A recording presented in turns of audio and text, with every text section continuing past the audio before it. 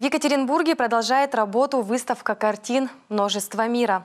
Автор полотен – настоятель храма святителя Ионы Московского, что в поселке Верхняя Дуброва, священник Александр Костерин.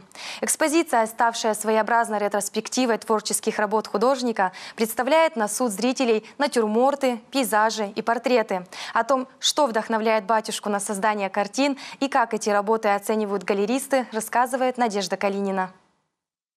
Закрытые ставни, подсвечник и ветка в вазе. Простые вещи, окружающие нас каждый день и порой остающиеся незаметными, на картинах отца Александра становятся главными героями и раскрывают перед нами всю красоту и многообразие мира.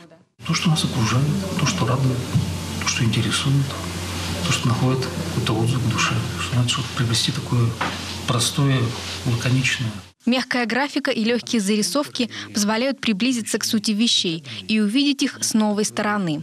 Каждая выставка – это встреча с очень интересным автором, тонким цветовиком. Это большая редкость, это какой-то природный дар. Не только авторская позиция здесь важна, но вот эта тонкость восприятия цвета и точность. И он очень смело соединяет цвета в совершенно не свойственной больше никому манере. Одновременная простота и сложность в восприятии жизни просматривается как в натюрмортах, так и в портретах иноков. Тема святых и подвижников веры также не могла не найти свое отражение во многих картинах отца Александра. Это постоянно я возвращаюсь к этому образу. Герой Победоносца, очень лаконичное, очень яркое. Кроме того, в экспозиции представлены и пейзажи с изображением храмов Екатеринбургской епархии.